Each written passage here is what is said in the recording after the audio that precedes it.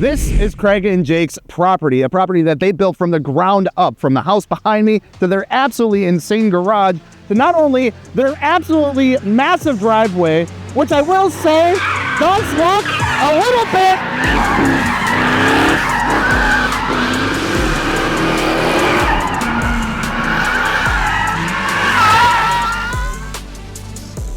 like a drift pad. This is Jake. Jake, you sure know how to make an entrance, man. That was freaking awesome. Thank you, sir. Good to see you, man. Man, you got quite the lineup of vehicles out here. We got S chassis, we got 350Zs with like twin turbo LSs, S15s, yet we rolled up in a C5 Corvette. Why the Corvette? Man, I feel like the Corvette chassis, everybody has told me that they are the greatest platform for drifting, road racing, having as a street car. So when my dad wanted to start drifting, I told him to get a Vette or a Z, but he wanted to get a Vette as the newer and V8, way cooler. Lives up to the hype, you'd say, like does what it needs to do. Oh, for sure, for sure. Because we've been hearing a lot out there about like, you know, Corvettes might be, you know, the new platform or chassis for drifting, kind of taking over the Zs and the S chassis. How's your experience been with it? Good? Yeah, oh yeah, they've been great. This is a simple bolt-on Mega Mentis angle kit with a hydro. Pretty much nothing crazy done compared to an S chassis or any drift build, and this thing shreds. Absolutely. So that all sounds pretty dope. Can I drive it? Hell yeah. Hell yeah. Rip it. The C5 Corvette is really good at going in a straight line. It's also really good at doing this.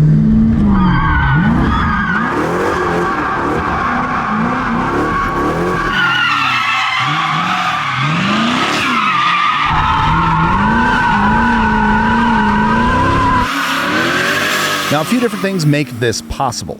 The first thing being the weight distribution of this car. If you were to come under here and take a look to where your transmission would normally be, you'll notice that there isn't one. Now, this car obviously has a transmission, but instead of being right behind the engine, Chevy engineers for the C5 moved it all the way back to the back of the car in a trans-axle setup. Now, this was claimed to help distribute the weight a little bit more, which obviously it did.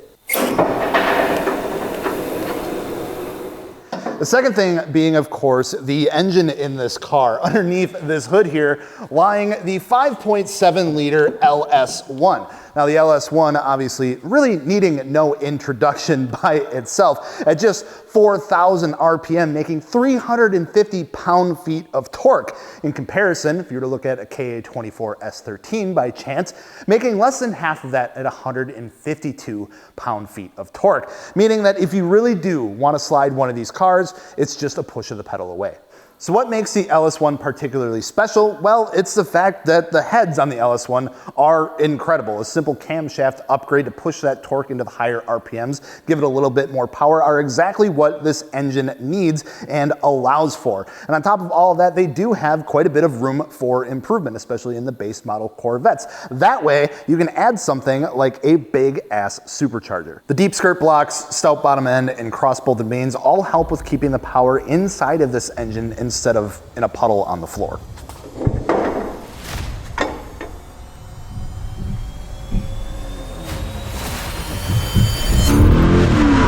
Now the car isn't perfect. A few things are needed to make this work well for what we want to do with it, and that is drifting.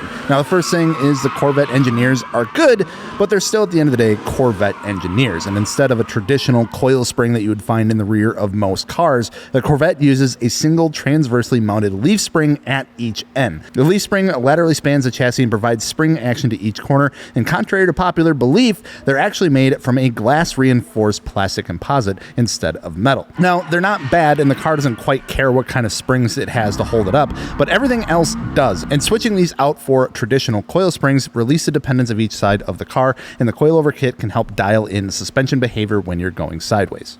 The next thing you're going to want to do is help prevent this thing from any sort of oil starvation. So this is pretty common in majority of cars, but in the Corvette here, because the pickup tube is in the center of the oil pan, during any sort of high G turn or drifting or whatever you're doing with the car, it is an opportunity for oil starvation. Adding things like baffles or trapdoor baffles specifically helps keep the oil where it's supposed to be. And finally, you want to keep these things cool. Unfortunately, the stock cooling system in these cars kind of suck. Upgraded radiator fans fans and some sort of oil cooler are definitely recommended, especially since you aren't getting a ton of airflow through the car when you're driving it sideways. Now, doing these things is a great way to start drifting your Corvette, and it's kind of like the foundation to really get into it. But of course, you can do a whole lot more than that. Talking to Jake, he has a ton of stuff done to his Corvette, but I'll let him explain. Pretty basic setup. FDF Mega Mantis angle kit up front, FDF Hydro, and just some steering rack upgrades like the FDF rack brace, and those are the main components to make this thing driftable. Gotcha. And what size like tires are you running on something like this? 18s all around, okay, but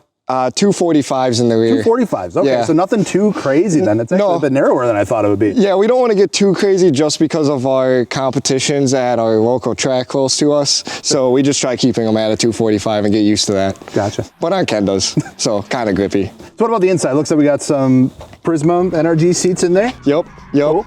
Those are actually matching in my dad's C5 as well. That's super awesome. So the hydro setup in there, inline system, dual caliper system, what do you got going on? Dual calipers, just to have them lock up the easiest, and you can barely tug on that thing and it'll lock them both up. Gotcha. I know like hydros, some people love them, some people hate them. Do you think it's required? Would you recommend having one? I would recommend having one, but if you're a beginner, I would try and stay away from them just to not start bad habits using them. But if you have experienced a few events, I would definitely have one. Gotcha. Now this thing does have a supercharger on it. Yes. Has it made like a big difference? I wouldn't say a big difference, no. I have it on the lowest boost setting to keep it together and alive, but no, you definitely feel the boost. It has a little bit more torque, but overall from stock motor, you could do cams and stuff and it would be the same power. So we got the S13 over here. We got an S15 over here. How does this compare like handling wise, feel wise, like on the track? I would say the Corvette chassis are so much more stable and put together than any S chassis. Dang, that's saying something. I love S chassis, but driving this thing again,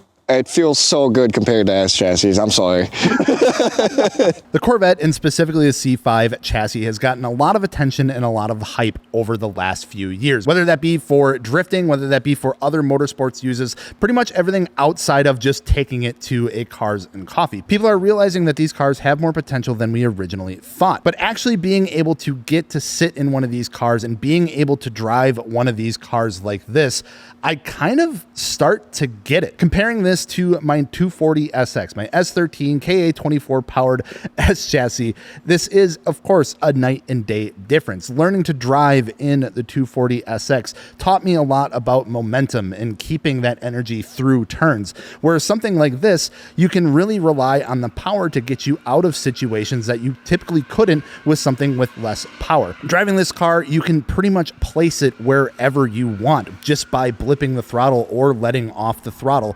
And that's something that I've never really been able to do with the 240. Now, of course, we were just driving this car on essentially a skid pad in relatively lower speeds, but even then I could tell the difference in total control that I had from this car. Coming into doing this with this car, I was a little bit nervous, but after the first entry onto the skid pad, it felt completely natural. The car went exactly where I wanted it to go. It felt really, really solid compared to the 240, where it might have been even a little bit more sloppier and a lot more aggressive in the seat feel. The C5 did everything just a whole lot easier. So maybe it's true. Maybe we have, in fact, been sleeping on the Corvette, specifically the C5 platform. Getting out here to experience this car has been absolutely incredible. I get the hype. It makes sense. Huge shout out to Craig and Jake for letting us come out to their incredible property, letting us drive their C5 Corvette. I'm gonna go pick up some jorts and some New Balances. I think these guys are onto something.